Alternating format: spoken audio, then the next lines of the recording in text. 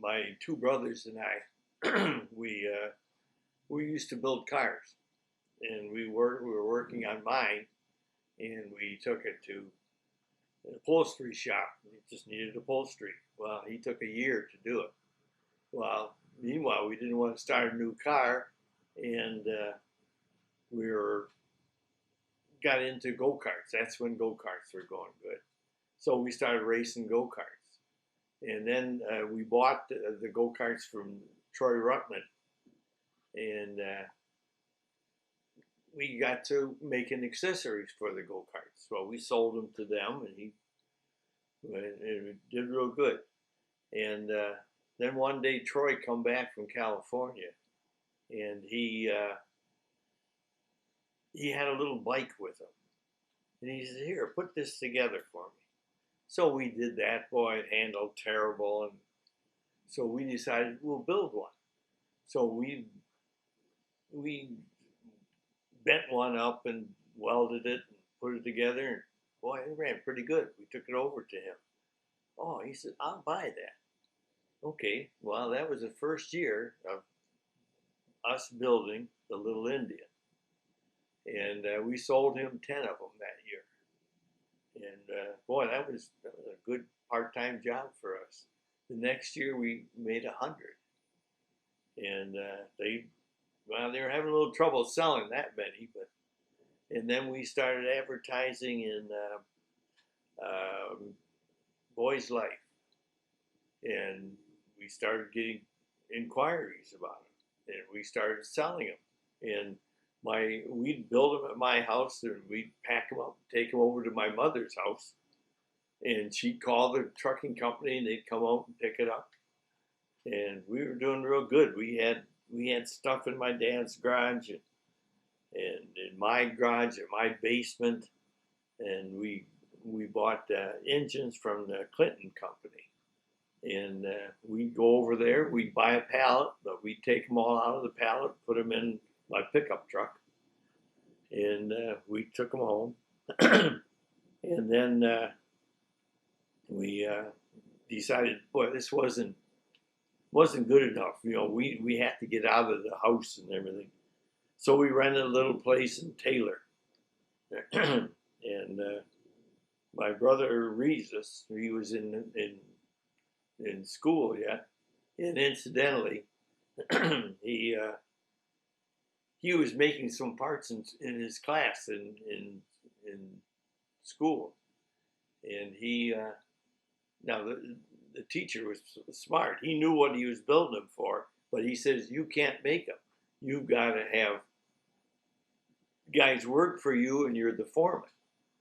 And boy, that worked out good. But he decided he was going to work at this mini bike business full time. Well, we stayed in that building 3 months, and by the time we got all our stuff together, put it in there, it was too small. So we found a place out in Southfield, and it was better. We stayed there a whole year, and then we found a place in Livonia that they were just building, and it was a center section of a building, 3 sections long, and we took the center section.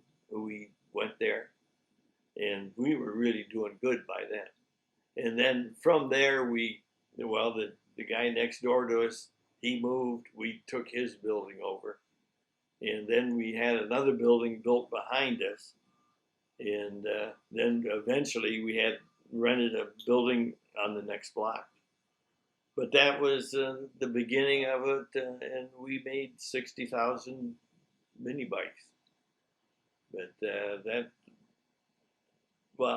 and then during that time, early on, my brother Larry, he was the middle brother. He decided he didn't want to be in business because he was getting married, and his wife was working for us too.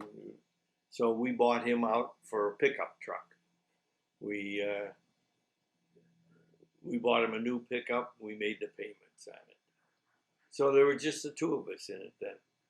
And then, then after a while, well, when we were over in the building in Southfield, my brother Regis, he said he wanted to build snowmobiles.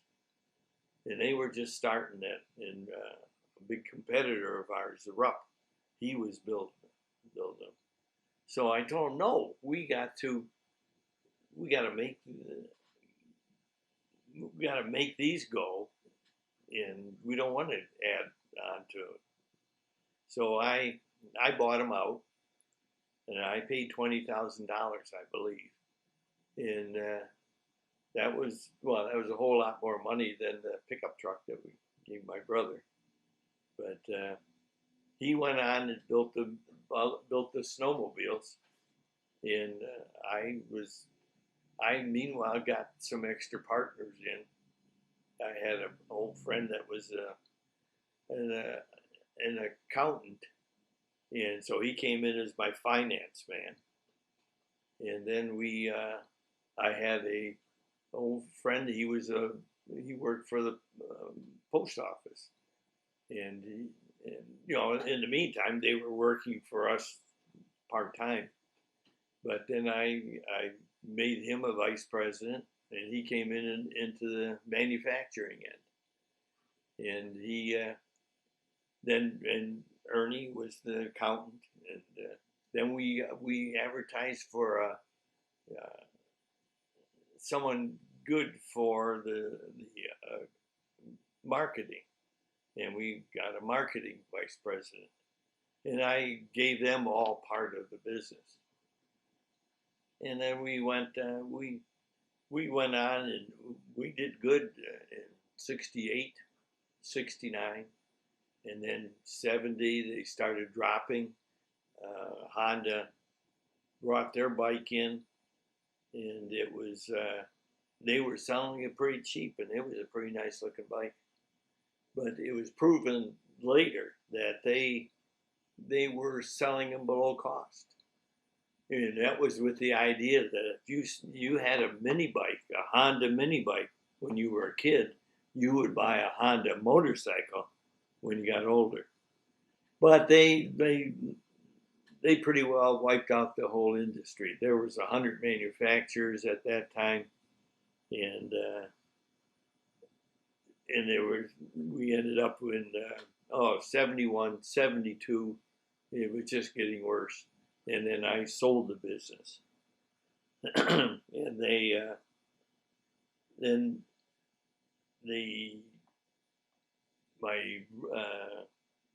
I sold it to an accountant or a college professor, and then he had a partner who was in manufacturing, and they moved the business, all 4 buildings of it. And boy, they would load down the trucks, and this was in the spring. They moved it to Kalamazoo, and they got it all there, dumped it on a pile, and they started manufacturing them. And they had kids from college there that were building them, but they have to supply their own tools. And they got them wrong, and after 6 months, they were bankrupt. And then my brother Regis, the youngest brother, he bought it, and he did good. He built a lot of our the mini bikes.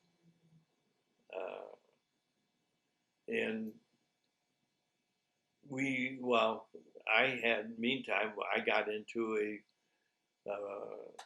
parts distributor we started out building or selling parts for snowmobiles. And incidentally, my brother Regis, one day, he put 20,000 in, and his other 2 partners had 20,000 in it. And they needed more money. Well, he didn't have any more, so they put it in. But then one day he come and his key didn't unlock the door. They they just run him out of it. And so, he worked for us for a while, and that was the end. But then when he got it going again, we started selling the mini bikes, and that's where we went. He has the business yet. He's down in Georgia, and he's still building the mini bikes, the Little Indians. We're talking about mini bikes.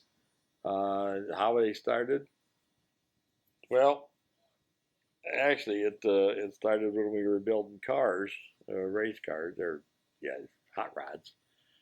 Uh, we just I don't know. We fixed Ray had a 35, 36. We had a couple hot rods. 35 was a convertible. 36 was a coupe. Anyhow, we ended up sending it out. I think to get. I think we had to send it out to get it upholstered. Anyhow, we didn't have much to do, so we decided we saw something about go karts, and somehow or another we ran across the Rutmans on Ford Road had sold go karts. We went up there, and we I don't know if we didn't buy one then. We looked at it, wanted to buy it. Somehow or another, we ended up with one, and then it was I think it had a Clinton engine on it. Can't remember. Anyhow, we took it back, started playing with that, and only had the problem with that that we had to take it out to Flat Rock Motor Speedway because that's the only place we could run it.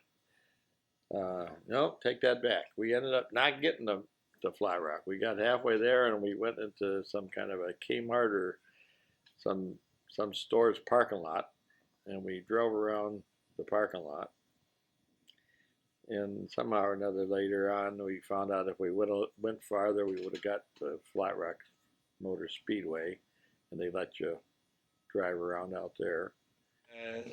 And well, we used to ride the mini bikes, around the shop and everything, and we sold some to some engineers in the Seychelles Islands, and they bought, boy, I don't know, 10 at a time. Then they bought another 10, and they wrote to us and they said, we played mini bike soccer with these, and they sent us a movie, and boy, it looked like it was a lot of fun. So we decided to do it, and we got a football field, and we got the permission from Livonia, and they said we could use it, and we'd go over there on Saturday, and we had two teams. We'd supply all the bikes, and we'd play, and we just had a great time. So we get more professional. We were wearing jerseys and so on. But then this one big guy, he used to come and he would ride with us. And some guys would bring their own bikes, but he was pretty big. But we're going along, and I figure I'll block him, and I'll get the ball in. And I blocked him, and I just flipped over. And I'm on the ground. I got up, and my arm was bent off this direction. And so my wife was having my little kids over there, and she says, "Here, come on, kids, we got to take Dad to the hospital." I had a broken arm, and then one time this Ernie that used to work, used to be a vice president, he got banged up, and he'd come in Monday in crutches, and we got, so the casualties were getting pretty good. But we had a heck of a time with our mini bike soccer. Hi, I'm Frank Matheson, and I've been into mini bikes since the middle 60s. So when I was 12 years old, I bought my first mini bike with the money I made working at my dad's hardware store. And so I used to work the weekends during the winter. And in the summertime, we would go to our lake house. We'd leave Memorial Day weekend and then come home Labor Day weekend and go to school and back to the grind, you know. So when I was 12, so I bought my first mini bike with the money I made, rode it all over the lake, all over the property out there and the land. And so it's summer ends, we come home and I put the mini bike away for the winter, and then come spring I'll bring it back out. And of course during the first year I had the mini bike, I ran it out of oil and I blew the motor up and we had to rebuild the motor. Well, I learned a lot there. But while I was out there, I used to terrorize the end of the lake. I'd go down there and run up and down the roads fast. And so this next year I go back, and they hung signs that said no mini bikes allowed on co-op premise. Well, so 5 years ago, so we were for a walk with my son and family. We, you know, on Sunday get up in the morning, we walk to the end of the lake and back. And I go, you know, this is a tree that my sign used to hang on that used to say no mini bikes allowed. And so I'm looking at the sign, you know, and it used to be like, you know, 10 feet off the ground. We look up, the tree grew up. Of course, it's up there about 20, 25 feet up in the air now. So we come back, and that's Memorial Day weekend. So a few weekends later, it's Father's Day, and my son comes out with a garbage bag, and he puts it next to me, and I go, Happy Father's Day to me. And I pull it down, and here is my sign that he took out of the tree that they put up there to keep me out of. So I do have that sign. It's hanging on my wall over here, and it's kind of neat. Anyway, that was kind of the beginning of my mini bike stuff. I rode mini bikes around. We used to go all over the place in where I lived. And then, of course, the police would chase us. I got my mini bike taken away I grew up in Plymouth. Plymouth police took it away like 4 times. My mom, they would follow me home. My mom come to the door. My mom would answer, and they say, Mrs. Matheson, your son is riding his mini bikes out on the roads. He shouldn't be. And we were going to take it. So we take it away from him. And so they did. And I come home and I tell my dad, you know, Mom, let the police take my mini bike. He'd go, you need to go down tomorrow morning and get his mini bike back from the police. So my dad was always on my side with me playing with my toys. So I ended up selling my mini bike, and I bought my first car. Actually, in 1969, I bought my brother's 65 Mustang. I ended up selling my mini bike for $100 to a buddy, and I gave my brother $500 for his 65 Mustang. It had 25,000 miles on it when I bought it. So I kind of got away from the bike stuff until I opened up my hardware store. We opened another branch. I grew up in the business, and in 1980 I opened up a store in Livonia. And I go, you know, I kind of like to put stuff, bicycles, pedal cars, and stuff that used to hang in my dad's store back when I grew up. So I cluttered the ceiling, started collecting antique bicycles, and I kind of fell in love with like the application of the motor to the bicycle. And I go, you know, so I'm going to all these bicycle stores and I'm buying antique parts, and there's, alongside of the bicycle parts are mini bike parts. So I started buying the old mini bike parts up as I was buying the old bicycle parts. And so I ended up getting back into mini bikes. We bought a 62 Galaxy convertible, and along with it came a mini bike I bought from the guy. So that started it all up again. And so I started collecting bikes and started pretty soon, a couple years later, Jim Ruttman lives down the street. Actually, his in-laws lived right behind my hardware store. It was in Livonia on Plymouth Road. And so he would stop by, start talking to us, And so he kind of got me in. Meanwhile, when I wanted parts, I would go to Allied Leisure. Well, it was called Rec Leisure then, recreational leisure.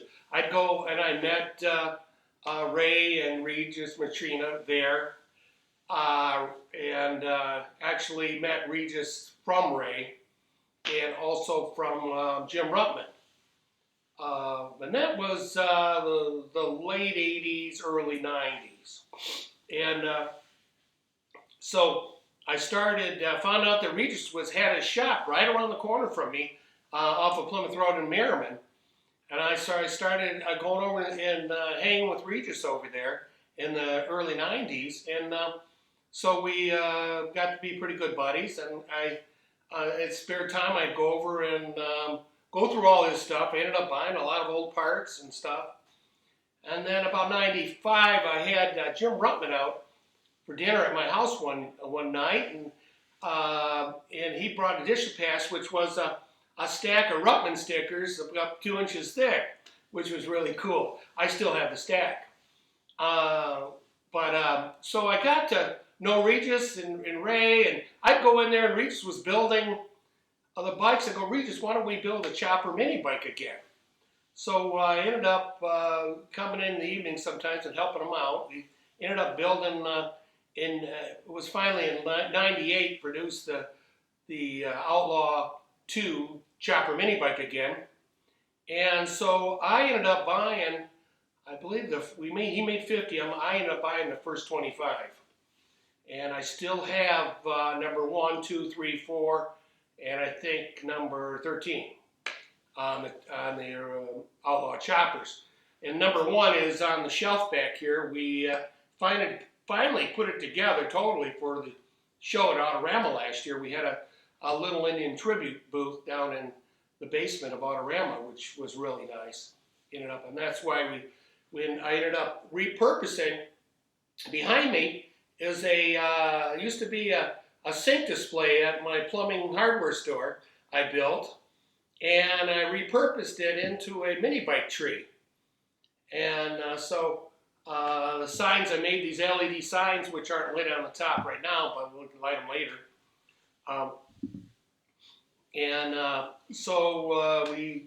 Let's fall back to, so we go back, in the late 90s, I really kind of got into the mini bike stuff.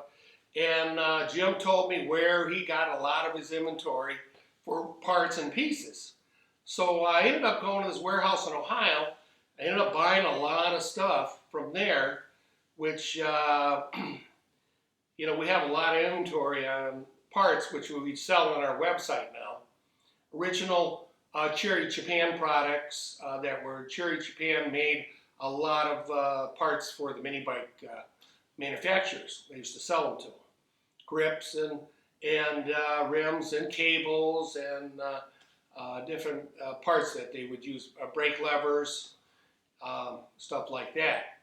So that's where Ruttman used to buy a lot of his parts from. So anyways, I started my store. I took out a couple of aisles in my hardware store, and this was in the late 90s. I took a couple of aisles out, and I started selling mini bike parts. And started to get back into it.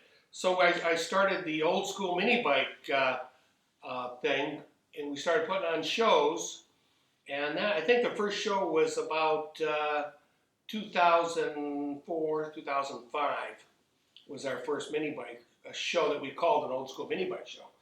Prior to that, I was going to shows myself and selling parts and pieces, and people got to know me. They would come to my hardware store and buy the parts. Now, as time goes on, it starts to flourish. I start a website and start selling my parts online, on eBay. My wife is kind of handling that. She took that over because I'm building bikes for people. People would call me from throughout the U.S. And Canada, saying, hey, I want the bike I used to have when I was a kid. So we'd find out what they wanted, and we'd end up either selling them the parts to do it, or I would do it for them. I'd build them a bike. And so we've shipped them out throughout the area. Uh, and So in my hardware store, I started, all of a sudden, the big box stores come in and they start taking away my business. And so now I start swinging over to start selling more mini bike parts to offset the loss of business with that. So it worked out real well until, let's say about 5 years ago, my brothers, we had 3 stores and everybody wanted to retire. So we kind of sold off the stores, and then we ended up closing my my hardware store and plumbing supply. And so I opened up a small shop, not 3 miles away, and just doing the mini bike stuff. Well, back in the hardware store, my store was 15,000 square feet. Well, I had a 7,000 square foot warehouse, and in that warehouse, I was collecting during the roaring 90s and all the times I've been buying parts and bikes and motorcycles, anything two-wheeled I fell in love with all of a sudden. I had a motor on it. Whizzers, Cushmans, Simplexes. And I had to have, I couldn't just have one of them. I had to have a dozen of each one. Well, that warehouse was all of a sudden, it was no more plumbing, and it was filled with motorbikes, mini bikes, and parts.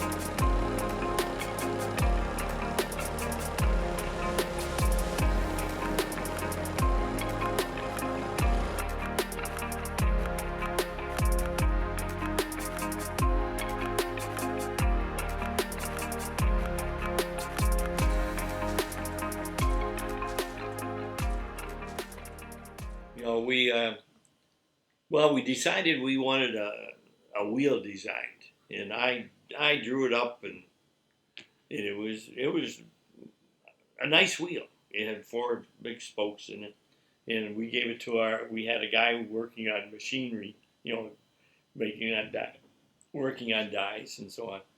But that one we took that to the die caster, and we had a 4-inch wheel and a 6-inch, and we took it there, and they had 2 6-inch wheels, and then they had dies for a 4-inch, and they would just change the die on it, and they made those for years, and then years later, when Regis had the business, he got some more made, and we've sold them, and now we've sold all those out, and when he called the company, this was years later, he said, "Well, do you have that die?" Well, sure we do.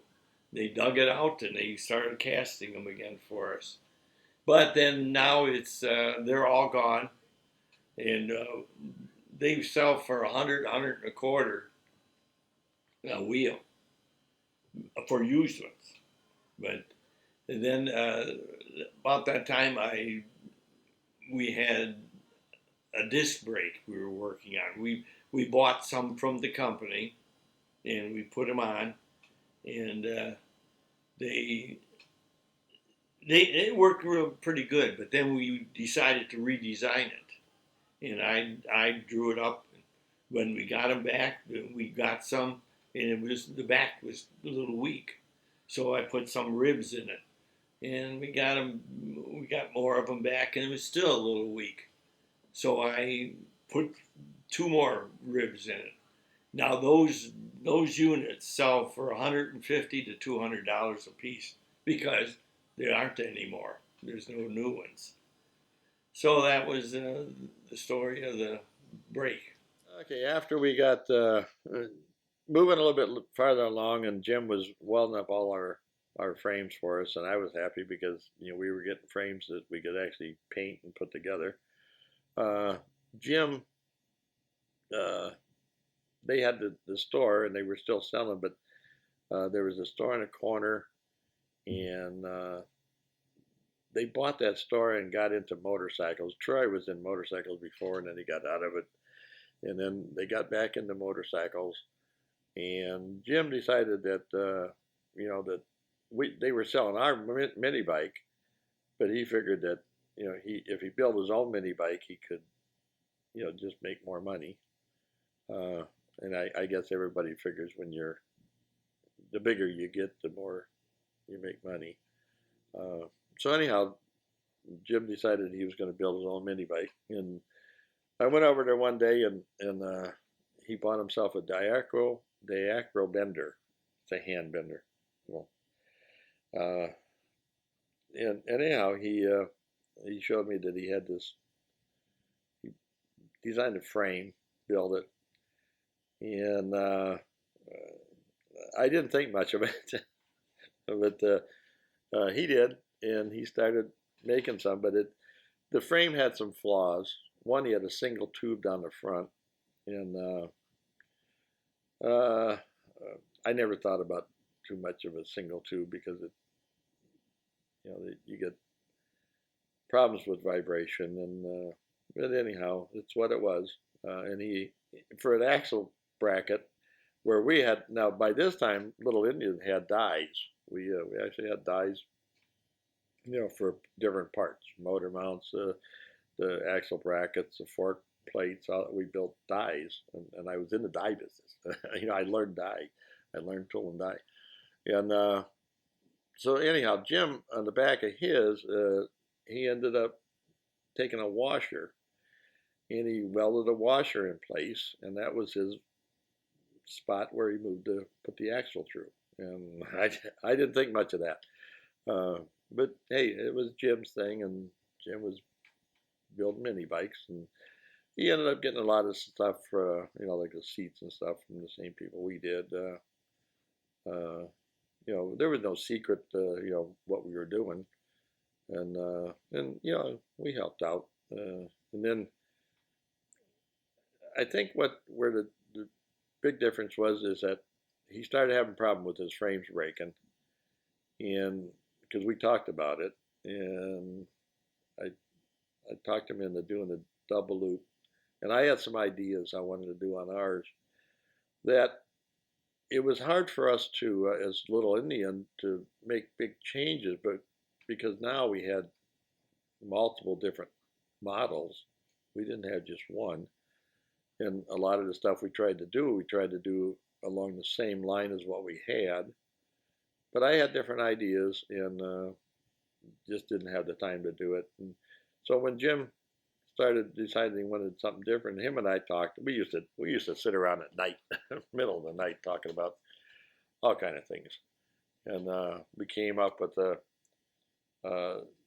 on the later model Rutman, instead of the down tube, uh, and instead of the loop, because I never liked the loop on ours because we had a problem bending them. Even on the Pines Bender, we had a problem bending because the loop had to go around, and it had to stop underneath the motor mount and touch perfectly. Well, it was hard to do that, and then it was hard to get off. Uh, it just wasn't what I liked. I'd like to have a loop that ended up at the fork neck. Well, seeing how Jim was going to design something different, anyhow, that's what we did. We came up with the style that he had. Now, the only thing that he didn't like that he did different, on the bottom fork, you'll see on the Rubman, it's got a shaved off with a die, a shaved off tube at an angle that welds to the bottom of the fork neck. And on the top, I kept trying to convince him we needed to do the same on top, but he didn't want to do that. And he ended up going next to the fork neck on each side and welding it. And so that was his. And then on the back, I sold him all of our back plates that we had used on the Little Indian, and you look at all the early second generation Ruttmans, and that was our fork plate that we used on, or the axle plate on the back. We sold them our fork plates. We sold them our motor mounts. So we had dies for all that, and we sold them all that. And then he started building his own. Well, originally he was just selling them out of his own store, and mini bikes were hot. He was selling a lot of stuff out of his store. And then he started selling to other people. And that's kind of when the shit hit the fan a little bit with Ray and I, because Ray wasn't too interested in me selling all my parts to Jim, especially when he started selling them to our dealers. And we had distributors that we went through. Now, when you sell to a distributor, you sell to this distributor at a certain price, then he sells to a dealer at another price, and everybody makes a markup. Well, consequently, when you sell to a distributor, the manufacturer has the lowest price, lowest amount of money made. Well, and what Jim did is he didn't sell to distributors. He wouldn't sell to distributors. He only sold to dealers. So he was like the distributor, so he made more money on his mini bike than we did. Ray kind of got upset about that. And by this time, we were big enough. We had money rolling in, and we rented another section to our building, another 7,000 square foot, and we had room that we ended up buying a bunch of Miller welders, put them all on our place, and at that point, we cut Jim out of doing our welding, and that was how Jim decided that Ray didn't want to sell him any more parts, so Jim started just having dies made and just duplicating the parts. And I always looked at it as, hey, he was getting the parts someplace else, and we were making money on his parts. And I don't know if he decided that he didn't want us to make money on our parts, and he was going to just copy our thing, and so copy what? It didn't matter. I mean, piece of metal with a couple angles on it. Yeah, so that's how he got going, and that was his new generation, and went together for a long time. But it never changed. The relationship between Jim and I never changed at all, and we just kept growing up together. So.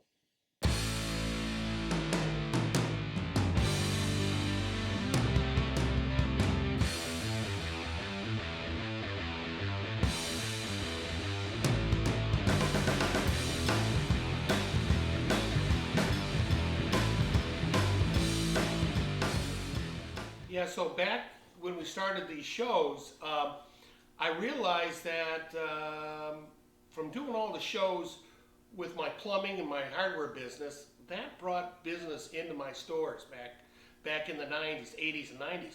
Well, I kind of said, well, there's no mini bike shows going on, so I kind of created one. And there used to be a bicycle show that went on that was pretty large. It always happened last Sunday of April. And it was out in Ann Arbor, and I used to go there and set up and sell my bicycle stuff and start selling mini bikes. And then I noticed people would start bringing, with the big bicycle people would bring mini bikes in and parts. I'd go around and I'd buy that stuff up. Well, I was kind of the first one doing that, and it wasn't long before people caught on to what I was doing. So a lot of guys got into this at that time, but so people are starting to get into it. There was a couple of buildings in the back of this property that wasn't being used, and so I approached the guy that was putting on the show. How about if I do a mini bike show back there? So we started with this building and some of the property in front of it, and I'd had vendors set up and people bring their mini bikes, and started this old school mini bike show, which took off and turned into a real good thing. The guys would, buy their mini bike, and then they would restore them and to where they wanted to put it at the show. Either it was, original or custom or modified. They'd bring their bikes to the show, and I'd give out trophies, and meanwhile we would have vendors like Rec Leisure and other vendors that were in the area, guys that were in the business selling products, and then line the show area inside. They'd buy a booth and help me pay for the building. So it was kind of a break-even situation, but it was good for the rest of the year for business for me, and also for these other guys who were set up in the show. So we kind of kick-started the old mini bike business again. It started taking off. Here we are. This is 20 years ago, kicking it, getting it going again. All of a sudden, bikes were starting to show up, and all kinds, and all different manufacturers. I learned, I never knew there were so many. There was probably 400 different mini bikes made in Michigan, and surrounding area. So that was just on this part of the country, let alone New York or California. So the show took off, and we did it every April, the beginning of the start, so that everybody had all winter to get their bike together, get it all fixed up how they liked it, maybe one or two, and then they'd bring them to the show. So it was a good hobby where here's something you can do, and do it in 2 or 3, 4 months, and get quick gratification for your efforts. Not like doing a car, which is 3, 4 years to restore. Then the word got out, and people started coming in from the other states and also Canada come to the show. And then pretty soon we started doing rides. Some guys started, Brian started doing a ride down in Hillsdale, which that gave these guys a reason to get their bike going and running good to go to that ride. And so that would create sales for the guys that were in this business in our area. So the show is still going on. We still put it on, of course. With the 2020, the show had to be canceled because of the virus. But next year we'll start it back up again, hopefully. And it'll be the last Sunday in April, but it's going to be at the Wayne County Fairgrounds in Belleville, Michigan.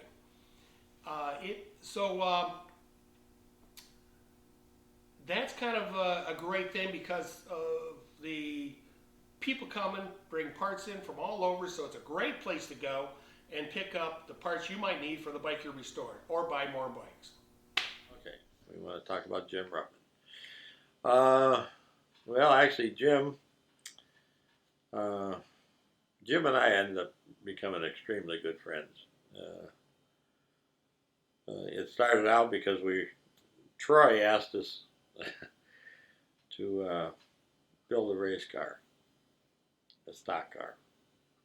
Troy ended up signing an agreement with Mercury to race a stock car. Now, Troy had been, in case they don't know who Troy is, Troy was the Indianapolis 500 winner. And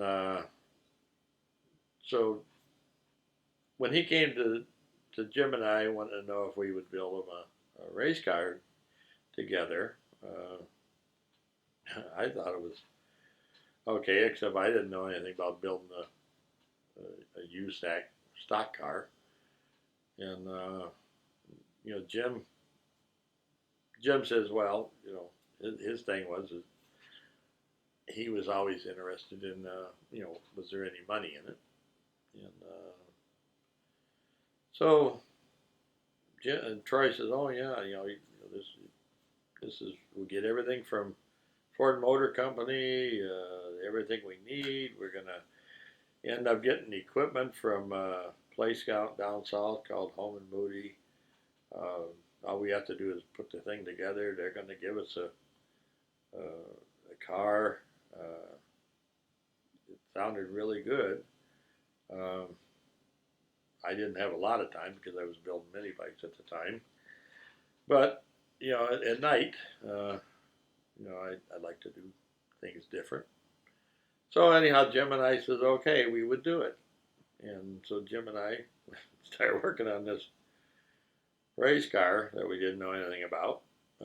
We got parts from this Holman Moody's down there, A-arms and suspension parts and linkages, and then just odds and ends. And we ended up we had got some engines from Ford's. It was they were a 390 at the time, and then they from that they went to the 406 when they got the 406.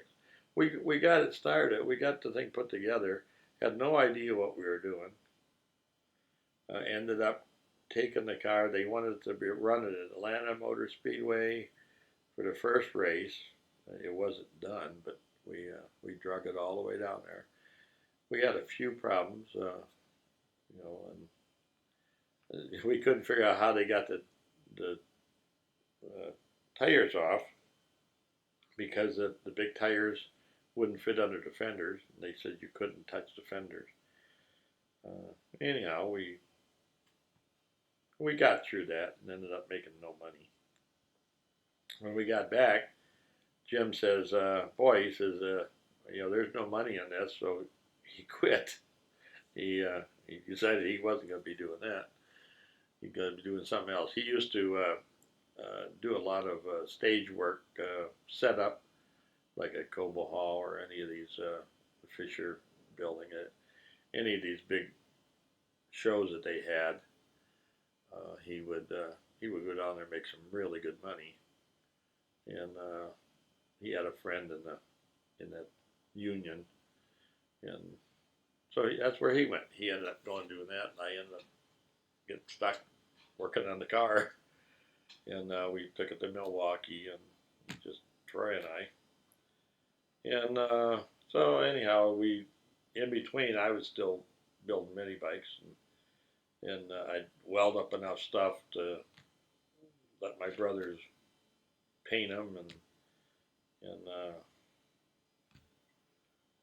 we'd get them put together. And I was the only one that was in school at the time, so I had a lot of time. My older brothers didn't have time, but it got pretty hectic, and I spent time building mini bikes, and then when I wasn't doing that, I was over working on Troy's race car, and we worked on the back of his go-kart shop. And Jim was always around, and Jim got, when he wasn't really busy doing things, he'd help me out or whatever. But anyhow, we became friends way back then. And as our mini bike thing progressed, and I was still doing all the welding, Jim, I don't remember how it came about, but the family, the Rutmans, bought the little shop next to them. There was another little, it was a store, but it was just a vacant building. And Jim started welding, and I can't remember when that was, but anyhow, because I was doing all the welding on the mini bikes, and I didn't have time to. Now we got into the thousands, instead of hundreds. Now we're doing thousands of mini bikes, and I became a production welder, sitting there hour after hour after hour just welding mini bikes, and I talked Jim into welding up our mini bikes, and seeing how we didn't have any more room. The place that we had on Northwestern Highway, I mean, we were completely full there. I mean, every morning we'd move stuff out, and we just didn't have the room. And I kept trying to convince Jim that he should help me out and do my welding. Well, we ended up moving to Livonia. That was our big move, because that was 7,000 square feet. When we moved there, I finally convinced Jim that what I would do is we would bend all the stuff, and I would weld them or have take all the bent parts over to him and let him weld them, and then I would bring them back, and we ended up getting a paint line by then, and a moving conveyor line, overhead paint line, and we were painting them, and he was welding in his little shop next to the old go-kart shop, and anyhow, just Jim and I got to the point where we were always together. If I wasn't at the mini bike place, I was at Jim's place taking them parts, bringing back parts. We got a problem because our original mini bike was made as a full frame, and we had a problem moving them. So we made racks, and these racks, I think, we had a stake truck, and I think we had we could hold 9 frames across, and we had 4 lines high, and on each rack. So we built a bunch of racks, and I used to drive the truck back and forth, back and forth. So instead of welding, I was became a truck driver, and I did the assembly. By this time, my brother Larry was out of the business, and it was just Ray and I. And Ray was running the office, and I would run the shop. And we were just doing all we could because the mini bike thing just took off, and we were actually probably the biggest people at the time. And we just a couple of kids that didn't know a lot. We didn't know a lot about the real manufacturing thing. But we did the best we could. I was a machinist. In between I had a job too. I got involved in the tool and die trade. I had some people that offered to let me go through and become a die maker. So I was doing that, and I was doing this, and just time ran out. The good thing about being young was I could work 20 hours a day and get along on 4 hours sleep. And but it got to the point where if Jim wouldn't have been doing the welding for me, I don't know, we could have never got any volume out that we. I'm Greg Porter. Blessed to be born as a gearhead. I was born in Newberry, South Carolina. Moved to Greenville when I was 10-year-old. My mom remarried when we moved up here. Stepdad took me and got me a rump, like 68, 69. Got me a rump mini bike. It was like $135 new. And that mini bike is probably the reason where I'm at today. Because I got to roam the neighborhood. And when I moved to Greenville, there was a lot of drag racing going on. I got hooked up with a guy named Arthur Pace. He had 2 little boys. My mini bike kind of got me into buzzing up front of his house and all. He had a drag car and ended up going to a drag trip. It was a rump mini bike. This is a Lil Indian right here that I collected from a collector. Dolled it up a little bit. It's pretty much all original. Hadn't been for the mini bike, I probably wouldn't be where I'm at today. Met a lot of people when I was 10, 11, 12-year-old. I actually traded a mini bike for a car when I was 13, my first car. And it revolved from there. Got to paint cars when I was 15, 16-year-old. Been in business since I was 18. Hadn't worked nowhere but for myself. Ended up in the body shop business. Got my hot rod shop here. Got the Night Stalker in the background, which is my baby drag car. Runs 550s, 124, 125 mile an hour, and an 8. Runs 880s, 890s, 152, 154 in the corner.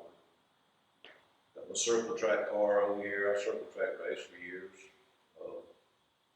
But it all revolved around the mini bike days and the people that I met.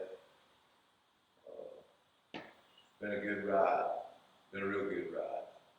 Started with a mini bike and it's ended up with a night stalker here, so couldn't ask for a better ride than I've been on. And like I say, it all revolved around the mini bike days and a buddy. We used to have a gang, used to ride. Everybody got them for Christmas. It'd be 10, 15 of us. Ride all day, hang out. So really, your real hot rod, I think really your real hot rod guys and your real racing guys probably started off just like I did, because mini bikes was a way of life, and here we are, thanks to a mini bike. Hi, my name's Eddie Atwood, and I have a mini bike sickness. I guess it all started when I was about 5 years old. My parents bought a mini bike for me at the yard sale, which I still have. It's never had a motor on it. I've just always, when I was little, coasted down the hill and played on it. Well, as time went on, I got into the cars, hot rods, drag cars, different things. Well, going to the car shows, they'd let you bring mini bikes. So I started hunting a mini bike to ride at the car shows. Well, I put the word out asking everybody. Well, I found the mini bike, fixed it and rode it at the car shows, and decided my wife needed one. So I kept asking, and we eventually found her a mini bike. Well, then all these people that I put the word out to kept coming up to me, do you want another mini bike? So I bought probably 10 or 15 or so, and my wife said, how many of them are you going to buy? And it was a joke. I told her, I said, I'll quit when I get to 100. We both laughed and didn't think no more about it. Well, as of today, I have 102. And I'm not saying that I'd quit buying them. If I found one that was a deal today, I'd probably go get it. But along the way, you meet a lot of great people.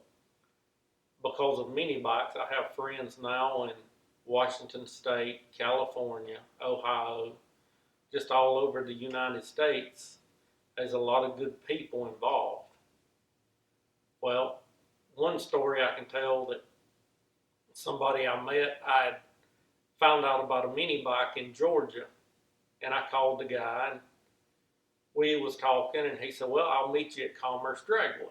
So then we got talking about drag racing because I drag race. And it was late at night, and we went and met him, and he shows up in a Cadillac with a mini bike in the trunk. Well, it turns out this guy was Dino Don Nicholson's brother, was his crew chief. So he also brought a lot of signed autograph pictures, press cards, a lot of cool memorabilia from Dino Don Nicholson, and just gave it to me. But I've had people that own restaurants go buy mini bikes from them and them give you free food. Just everybody's just happy to be part of it.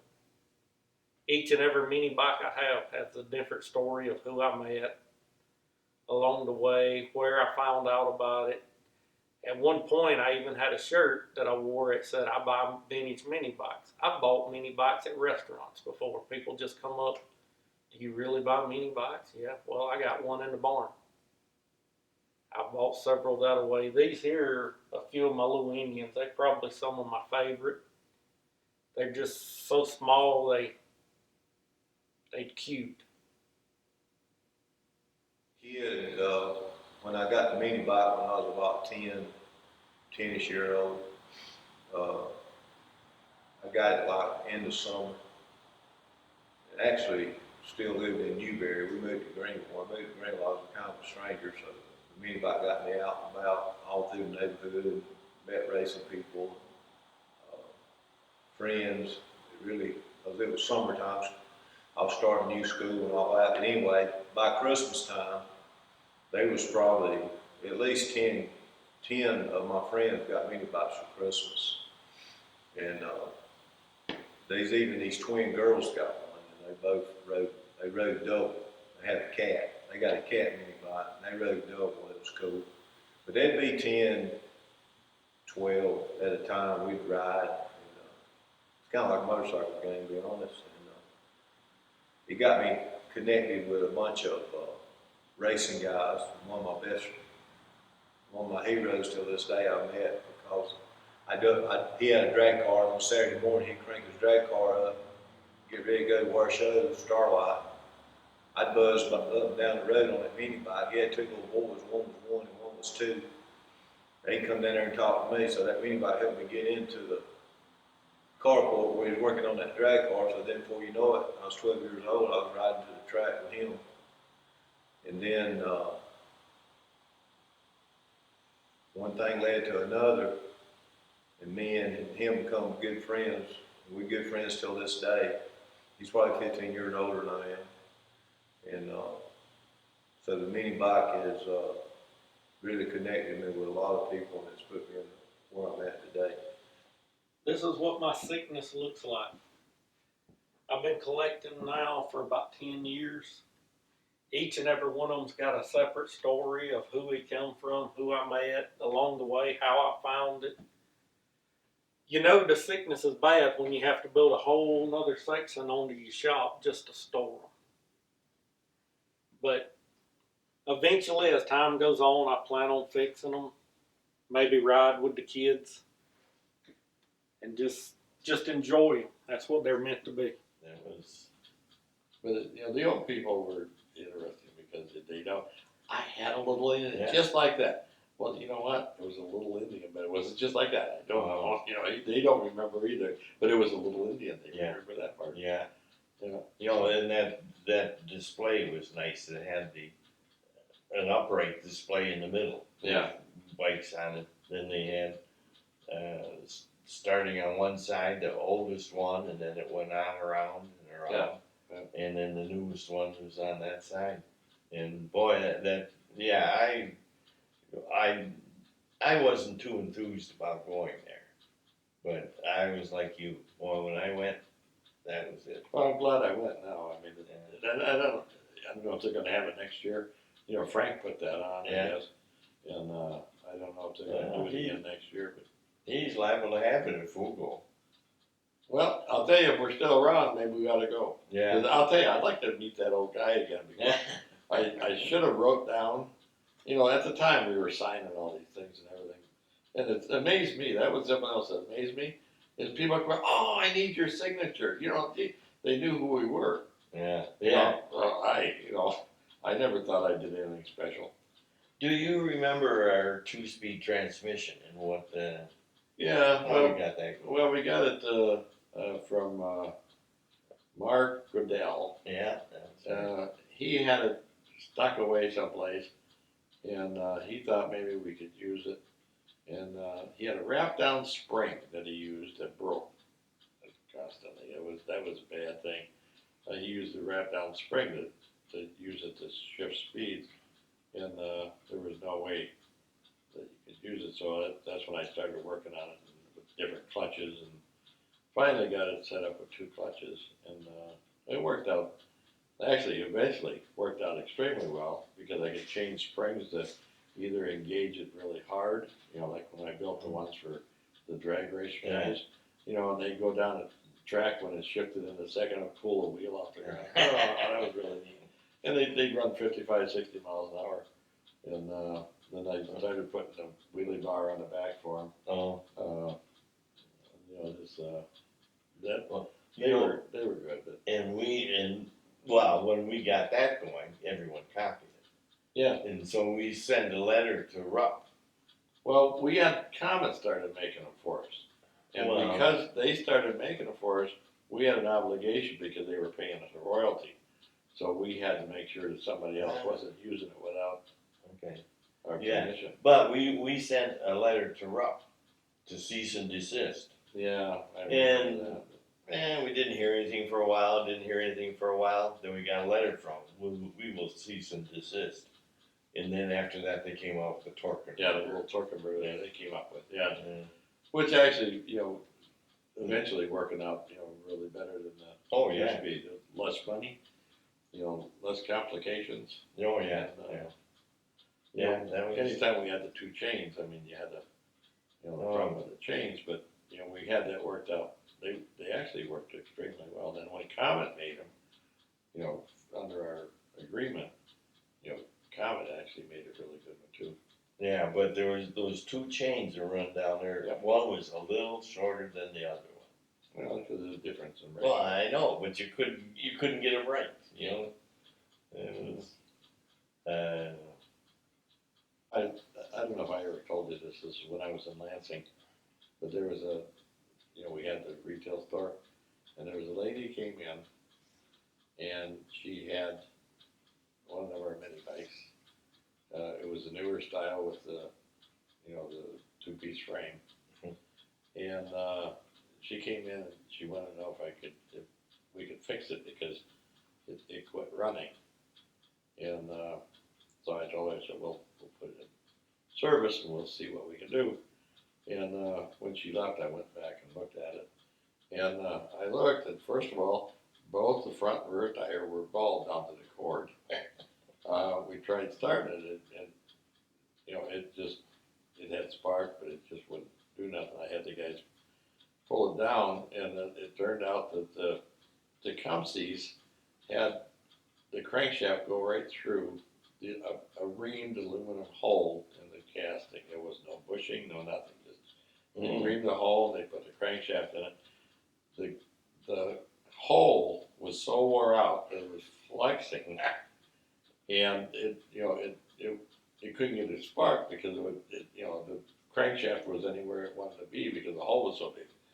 And at that point, nothing you could do. The crank, there was the cheap engines, and there was nothing you could do with the block, so it needed a new engine. And I got looking at it, and now I had been building the two-piece frame for a good number of years, and I looked at the front of it, and the bottom part had both welds on both sides of the tube. The top one had two tacks. It never got welded. It just had a tack here and a tack there, holding the two front tubes, the top tubes, with tacks. And the way this thing was used was amazing. I mean, it was, and I felt sorry for the gal because she said that, she bought it for her two kids, and she made a deal with them that they could only use it in the backyard. She lived in Lansing in the city, and her backyard was like 20 by 30. And she said that they had ruts everywhere. There was no place, there was no grass anymore. There just nothing but ruts where they were running with this thing. And she said, but she wants to get it fixed because she knew that as long as she heard that thing running out back, she knew where they were, and she wanted to get it fixed. Well, I ended up feeling bad for her, and what I did is I ended up putting a new top part of the frame on it because I wanted to keep that one that didn't, that only had a tack. I don't know how many miles she had on it or how rough it was. It never broke, and I never had one of the frames break, and I wanted to keep it, and I put a new top on. I put new tires on. They were 12-inch tire, and I put a new engine on it, and I gave it to her. And the lady was about crying when she left, because she didn't have much money. You could tell. Yeah. She had kids, and a little black lady that lived in Atlanta or in Lansing. And but I always thought, boy, I would have probably given her more than that, just because I never saw one of my frames that ever got out, got painted and assembled and everything else, and never had anything but a tack on it. Yeah. And I figured, well, that bodes good for the frame. Do you remember Sonny Elliott? Yeah. Yeah, remember we gave him a mini bike. We took it over, and He was the weatherman. from people from Hinky Dinky Pinky down or wherever. Yeah. That was his thing. Yeah, he was a modern weatherman then. That was 55 years ago. But but we gave it to him. Oh, he was really happy.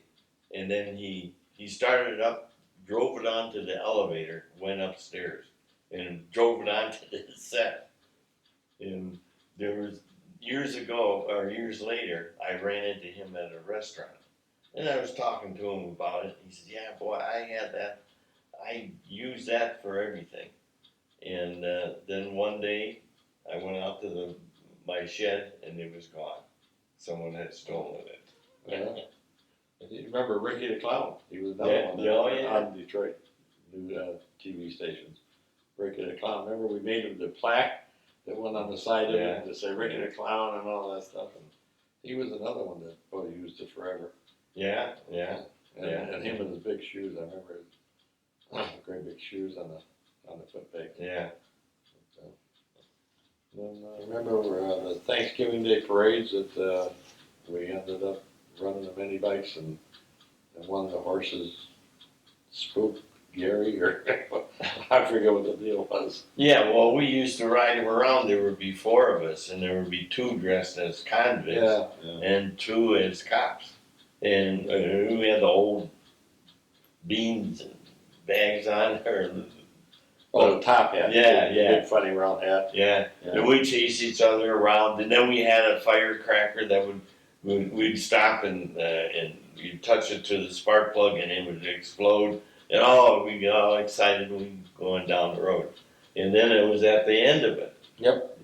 And we're going down this side street, and there's some horses behind us. Cops horses.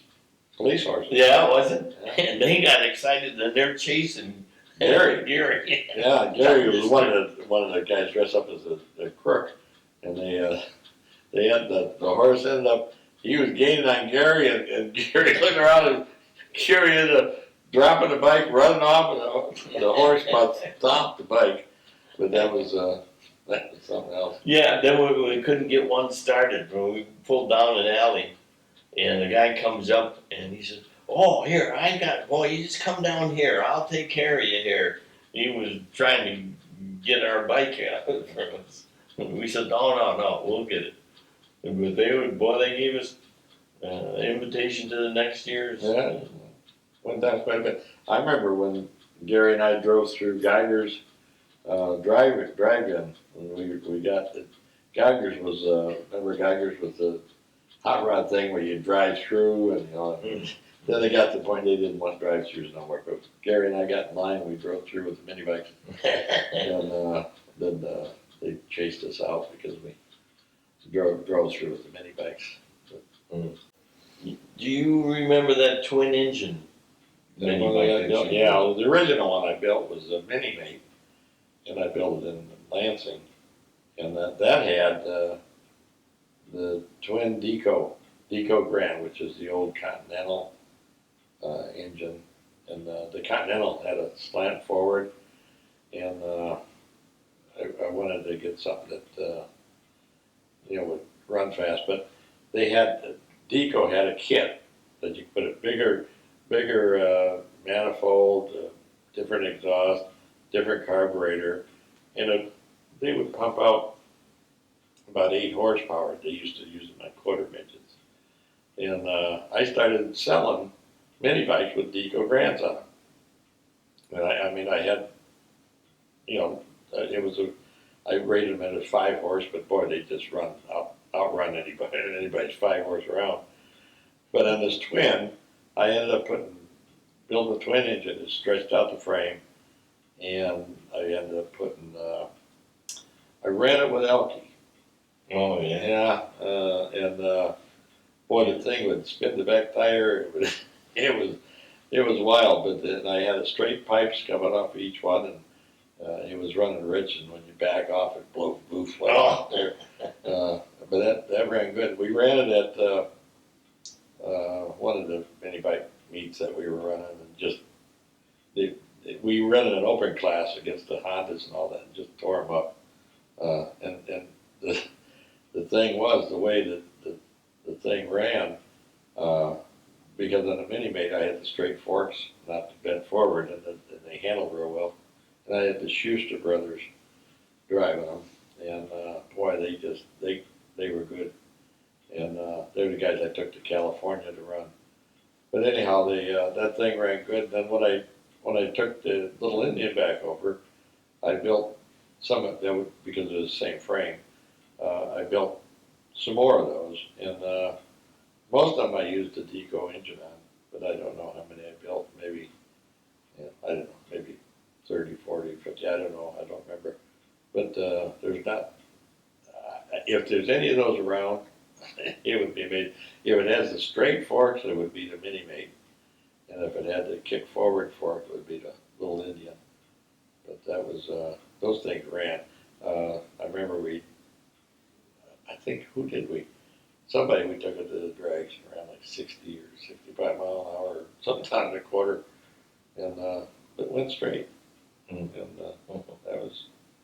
that was interesting. And then later on, Jim decided he wanted to build a twin engine, so he built it, but he built it with Tecumseh's, and boy, I could just tear him up. that irritated him. That was Jim Rupp. Yeah, it irritated him because he never used the decos, and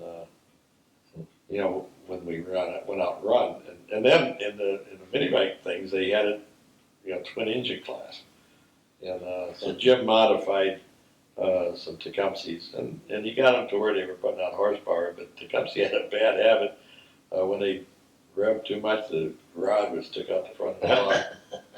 And that would happen on any of them. You take the governor off in any of the Tecumseh's and the rod would show you what it looked like. We never had any trouble with those Tecumseh's. Never. I had a rod go through something at home, mini bike. But that's the only one I ever had. Yeah. Well, now the old Briggs, we could take the governor off the Briggs and we could run that thing, $5,000. Never had a problem. But Tecumseh just couldn't take the RPM. Well, at one point when we were using the Briggs and Stratton, and they wanted a couple of mini bikes there to test, so we sent them a couple of mini bikes, and then they said, "Boy, I'd like you to come out here."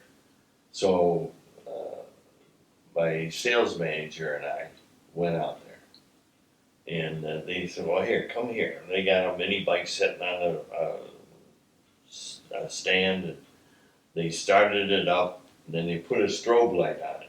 Mm-hmm. And that engine was jumping all over the place.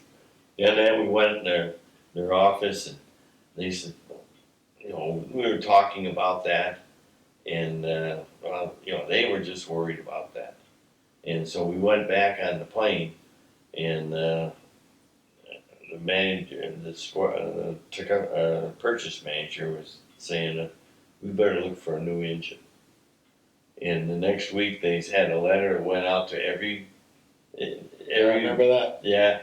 Briggs Stratton was no longer to be used on mini bikes. Right. You could use them on go-karts that bounced around just the Yeah, right. Just couldn't use them on mini bikes. Oh yeah, no, it was years. It was 20 or 30 years later that they stopped using them on the go-karts. The go-karts, yeah. Yeah, that was a lot of those things. One of the things that I don't know if we ever talked about it.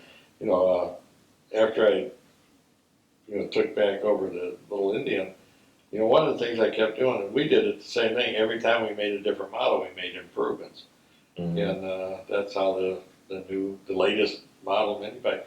It has the motor mount that's bent over so it doesn't flex. Oh yeah. It has the adjustable bolt on the front to pull the engine forward to keep it tight. It's got the big bushing in the front so that you don't wear out the fork plates. That was a big thing. The Ruttmans were really bad on this for some reason. I don't know why. But you'd run the bolt through, and it'd either wear the head, right underneath the head of the bolt, or it would wear the fork plate out.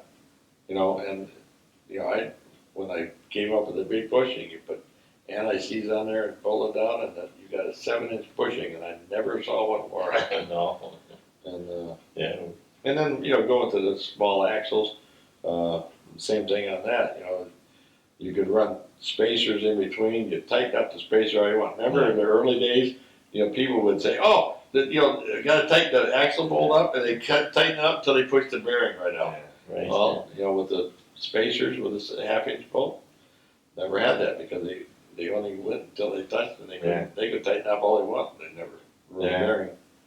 But those are all things that through the years, we just kept making improvements. Even the early days, mid days, everything that got changed over. That was let's see, 60 years ago when we designed the first mini bike. Yeah. 60 years. You have to have a lot of improvements to last that long. You're still manufacturing them. Well, I guess I liked what Henry Ford did, because Henry Ford, the first Model T compared to the last Model T he built, how many years later, Yeah. they weren't anywhere near the same. He made improvements every time he made another run. He had an improvement he wanted to make. Yeah. And that's the way I kind of did our thing. And that was it's still going. And I'll tell you the thing that I'm proud of is I've never had one of the new frames ever break, either behind the motor mount or any place. Oh, that's right. And, remember the old ones used to break behind the motor mount, and all of them did. M's did. Other ones, you get in and they were broke at the fork neck or, back in the motor mount. I got to say that none of the new style ever did. You've got more experience on building mini bikes than anyone else in the world. Probably now, yeah. Yeah. They're all going. So, but so.